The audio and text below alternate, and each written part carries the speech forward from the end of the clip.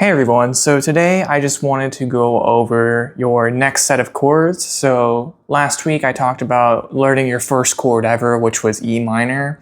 And I'm just going to very quickly go over that, and then I'm going to teach you a couple more chords. And we're going to get more into actually not only changing chords, but expanding our chord vocabulary. So just stay tight, and I'll go over everything right now.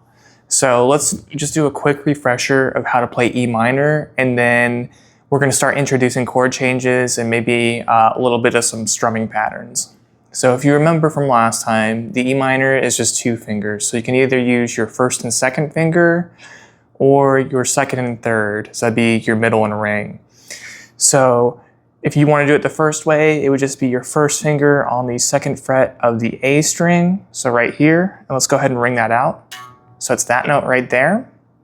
And then we'll take our middle finger, and directly below that on the D string on the second fret, we'll have that note as well.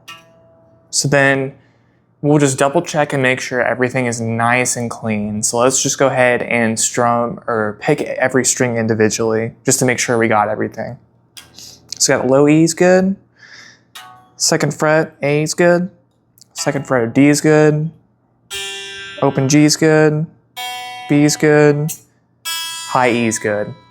Once we got that, we're just going to do downstrokes again just for a little bit, and I'll start introducing upstrokes here in a second. So if you remember, when we strum, we're going to have our contact point, which is basically like between our the crease of our arm here, is going to be resting over the top of the body, and we're going to be relaxed.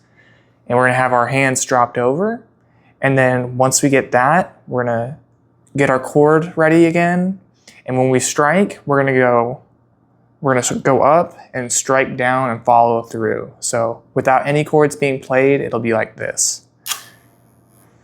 So we'll go up, get ready to strike, follow through, up, follow through, up, follow through.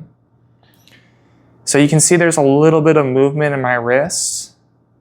And that's going to make sure that we aren't playing super stiff like this. And you know, sometimes I actually do play like this, but as a beginner, I wouldn't want that to be like your ingrained memory of playing like that, because it's a lot more tight. So I'd rather play a little more loose just to prevent any kind of wrist injury especially.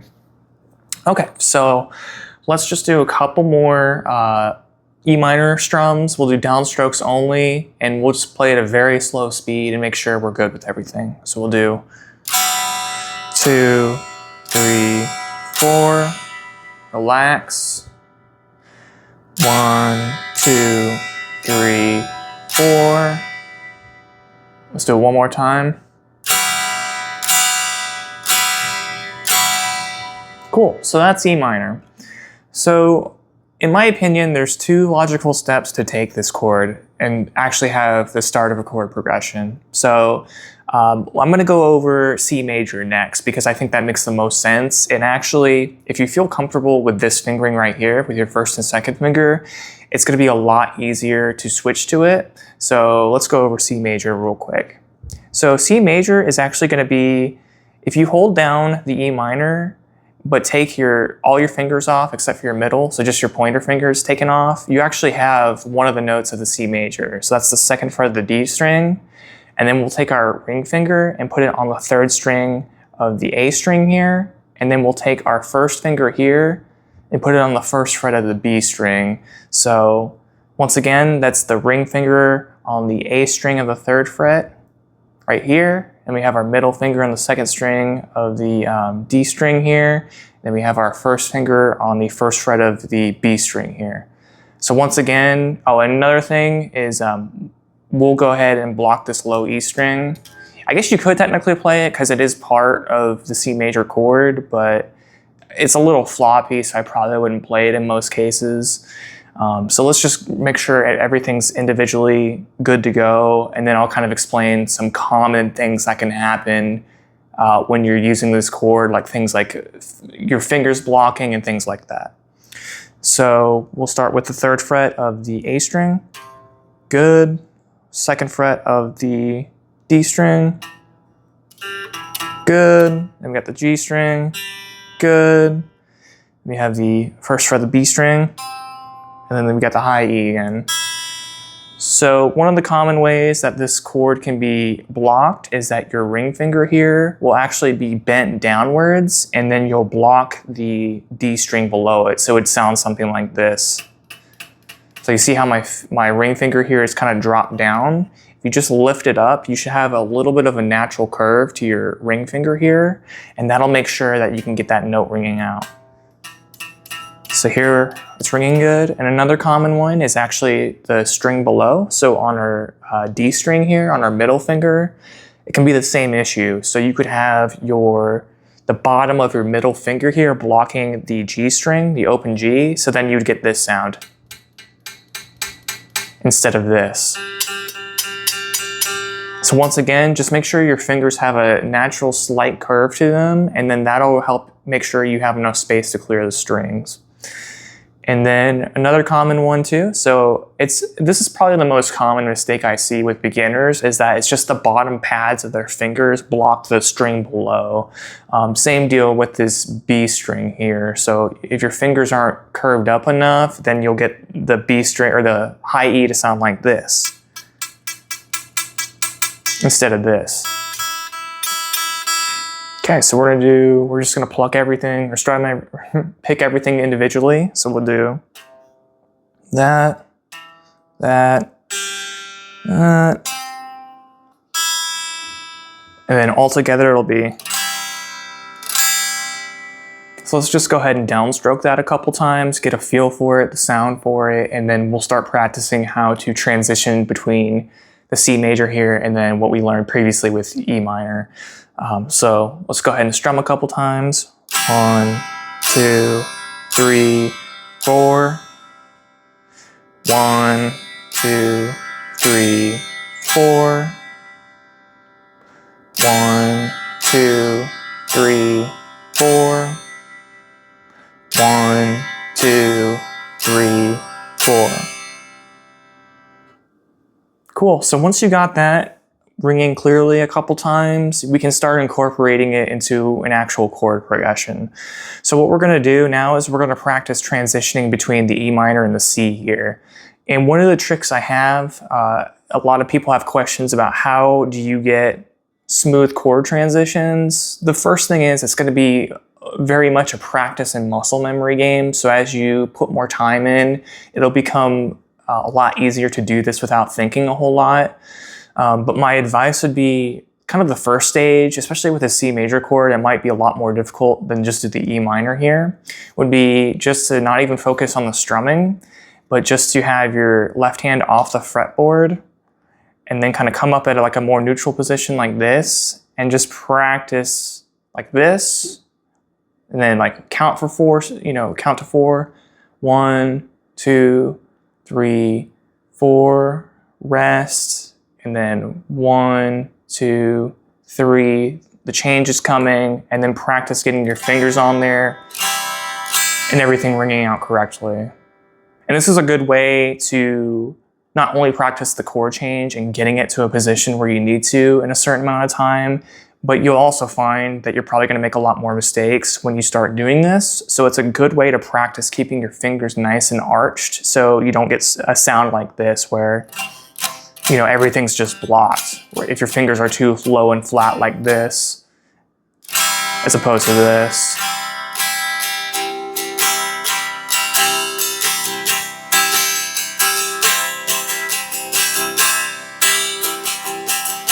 Cool, so that's the C major, and let's go ahead and practice going from E minor to C major.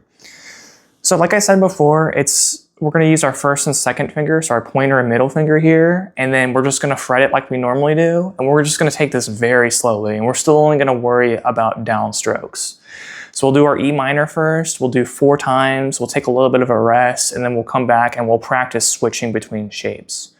So one of the tricks into getting clean chord changes is you're actually going to start forming the shape mid-air and then landing on the strings like this. So if I were to just strum this a couple times, I'll do it very slowly, you'll see how my hands will relax, release, and they're starting to make the shape already mid-air. And then when it's time to strike them again, they'll be ready to go. So let's do that very slowly. So we'll do E minor a couple times.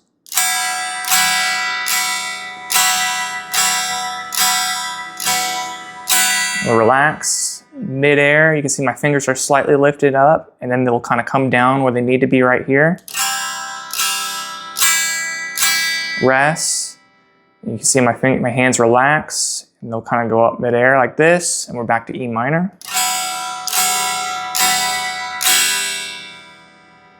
And then relax. Transition. Relax. See how they kind of come up? I'll exaggerate here. So they're relaxing, coming up, and then down. So I would just practice that a couple times. So, you know, make sure everything's clean, everything's ringing out. So we'll do that just one or two more times. Relax, lift, relax, jump up, relax.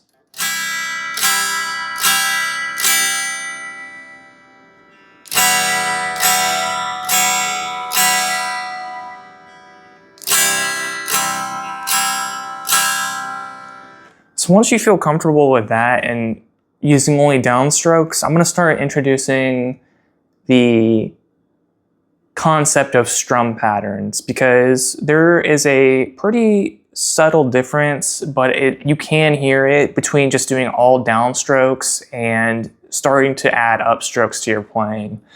So just pay very close attention. I'll do the E minor chord again, but I'm going to do only downstrokes for a little bit and just listen to how much like rounder and warmer the sound is, as opposed to when I do only upstrokes, where you're going to hear a lot of the pick hitting those the high strings first. So it's going to be a lot more of a brighter and higher pitched sound. So once again, we'll do downstrokes only, and then pay close attention to how it sounds when I start adding the upstrokes, which will look something like this. So let's do downstrokes.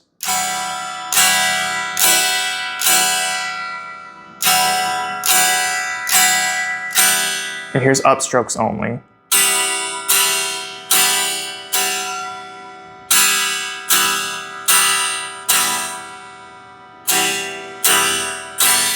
So you can hear how the low strings or the high strings ring out a lot more. So you get a lot more emphasis on that sound.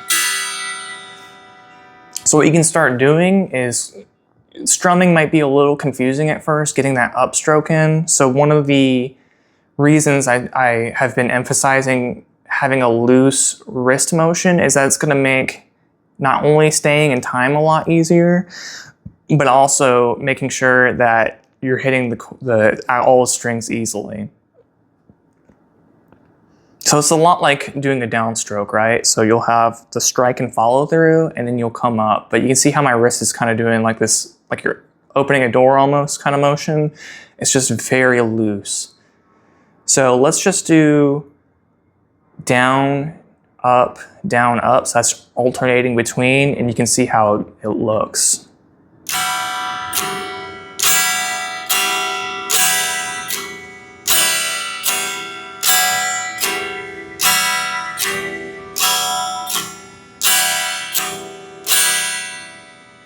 So do that a couple times and see how it feels. And then once you feel comfortable with that, we can start getting into like the more, I would say, confusing ones, at least for someone who isn't really used to strumming yet. So another pattern we could do is down, down, up, up. And that's gonna be a really good workout because it's gonna feel a little jarring just doing two in a row, then having to go up, but it's gonna help develop your upstrokes, which is super important no matter what genre you're playing.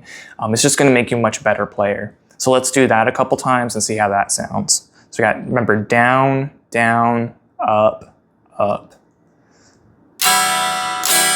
up, up, down, down, up, up, down, down, up, up, down, down, up, up.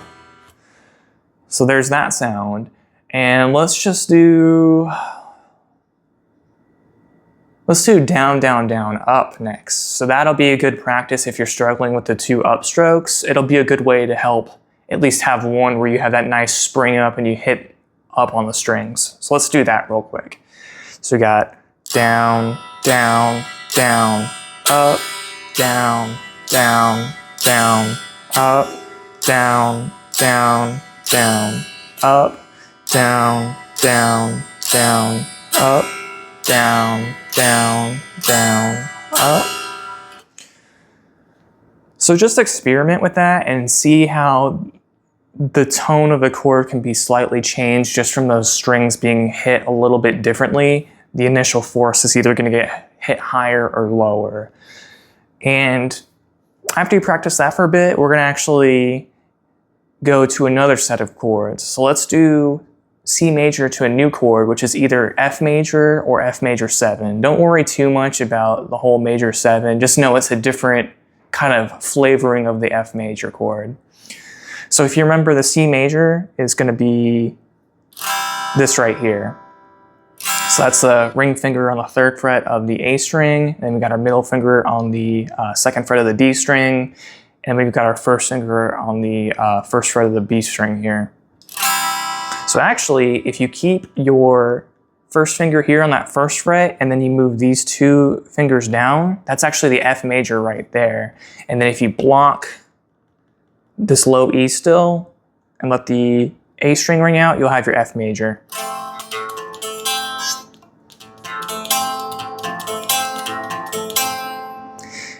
And then the only difference between the F major and the F major 7, and this is why I wanted to teach it, because I wanted to introduce you to the concept of how just adding 1 or 2 notes from a chord you already know is most likely going to be the same chord with just a different feeling to it. And this is a really good demonstration of that. So once again, we just have the F major. So if we pick everything individually, it would sound like this.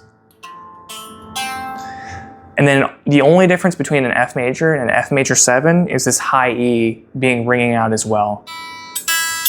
So altogether, the F major 7 would sound like this. It's like a very nice, jazzy kind of sound, and major 7s are those are like the staple chords in jazz, but I mean, they can be incorporated into anything.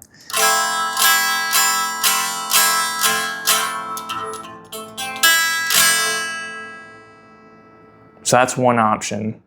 So let's just practice going from C major to F major, or F major 7 if it's easier. I'm going to do F major 7 just because I love major 7 chords and how they sound. So let's do that, and we'll just do downstrokes from now, just because we need to practice transitioning from C to F.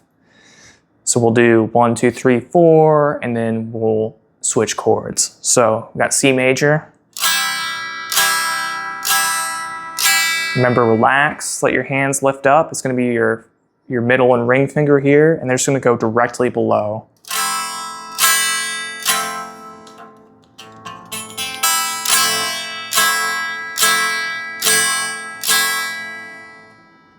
And back up.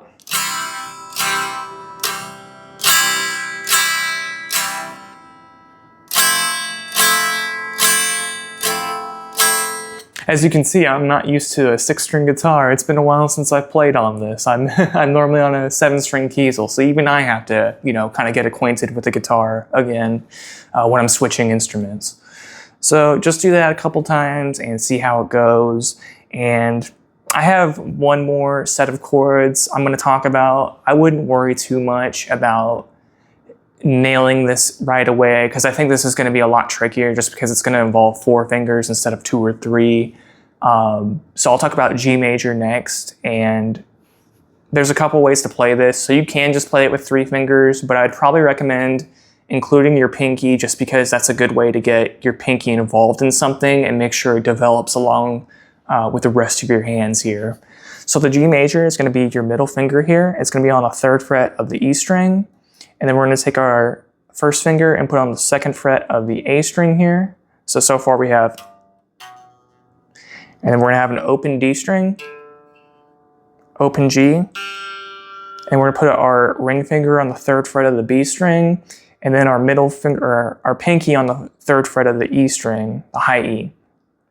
So let's go through all those notes individually again. So we have 3rd fret of the low E, we have the 2nd fret of the A, we have the open D, we have the open G, we have the 3rd fret of the B string, and then we have the 3rd fret of the high E string. So then all together that's going to be, it's like a very nice full sound. And like I said, if you're having trouble with the pinky, I would highly recommend doing this first, just so you can get your pinky being used in chords. But if you're having trouble with it, just take your pinky off.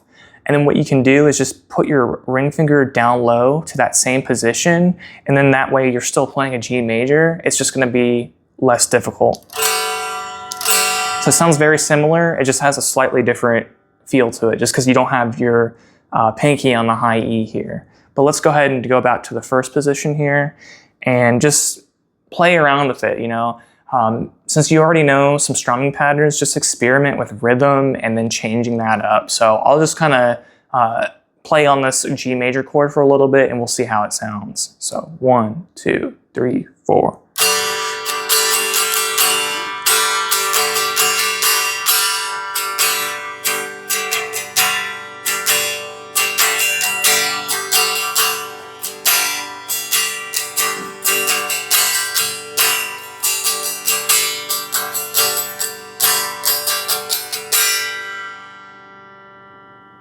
Cool, so just experiment with the different strumming patterns, and you can also experiment with dynamics. So throughout this whole lesson, I've just been hitting the strings really hard to get a nice full sound, but you could start experimenting with maybe hitting the strings lighter so you can get like a more nuanced sound to it. So instead of just hitting them really hard, I might hit super hard on the downstroke and maybe do a more relaxed for everything else. So that would sound something like this.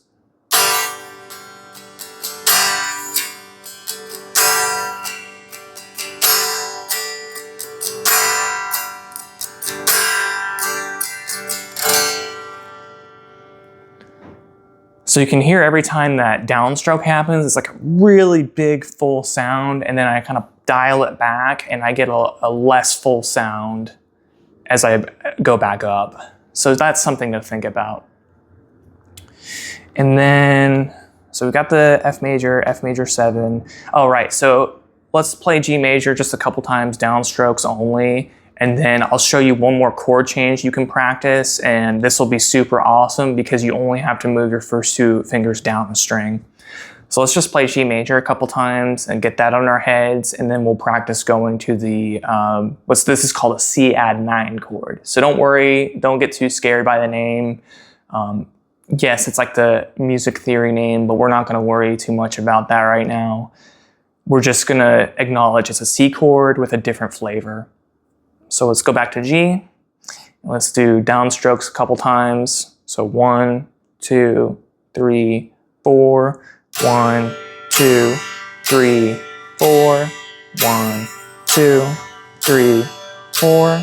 1, 2, 3, 4. 1, 2, 3, 4. 1, 2, 3, 4. Relax. Okay, so let's talk about the C add 9, and then we'll practice switching between the two. So like I said, if you just take your middle finger and drop it down to the 3rd fret of the A string, and then you take your first finger and drop it down to the 2nd fret of the D string here, this is going to give you a C add 9 chord. So let's hear how that sounds. It's like one of my favorite open chords.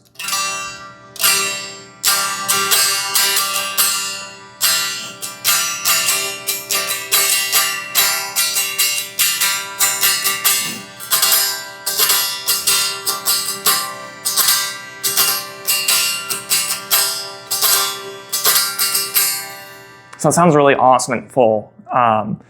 So let's practice going, because like I said, you only have to relax your first 2 fingers and lift them up a string to get that G major, and that's a really awesome chord transition. And it's just gonna make you get more music earlier on in your playing instead of just like solely relying on isolated chords, and it's just gonna be good practice all around for your ears, just getting familiar with how each chord sounds and then actually switching to them. So let's do G a couple times, and then we'll switch to C add 9. So we'll do 1, 2, 3, 4, relax, fingers off, and they'll kind of form down as we go to the next 2 strings, and then 2, 3, 4, relax, lift, and then relax up to the next 2 strings. 1, 2, 3, 4, relax, and then bring them back down. So once you feel you've got that down, you can actually start doing it faster and then not giving yourself a rest, so it'll develop you getting here faster. So let's do that for a couple seconds, and then you'll see how that sounds. It's like a really beautiful sounding chord progression, even with just 2 chords. So let's do that. I'll just play around with the rhythm and stuff.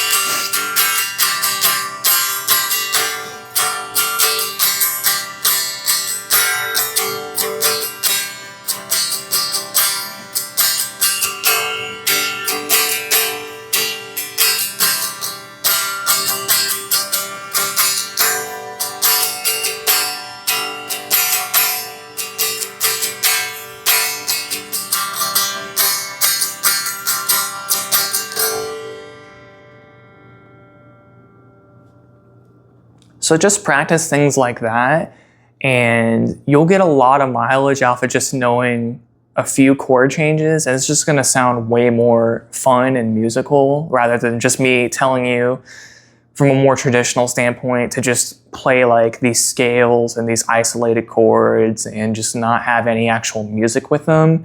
And what I want to talk about next week is just adding even more chords to your chord progression and more experimentation with just adding a finger here and there, taking your finger off of a fret, and how it could be the same chord. It just has a slightly different flavor and different name, because I think that's one of the funnest things about when you're learning guitar and you don't know any theory yet. You're actually learning theory without even knowing it if you just experiment with putting your fingers in like different fret positions and getting these cool sounds out of it. So I'll go over a couple of those next week, but in the meantime, just practice all your different chord transitions as much as possible. Experiment with dynamics in your strumming and just getting like locked in with the strum, and that'll go a long way in setting the foundation for not only your rhythm playing, but also it's going to help tremendously when we start getting more into lead guitar. Because I actually think people don't realize this, but the most important aspect of music is rhythm more than anything. If you have a good sense of rhythm and you can be creative with your variations in rhythm, that actually translates across everything, especially in your lead playing. It's going to make you sound super unique if you have a lot of ideas you can throw out. So just keep practicing, and next week I'll get into some more chords and chord progressions, and I might start introducing a little bit of theory. I'll kind of sit back and think on it a little bit till then, but just keep at it, and I will see you next week.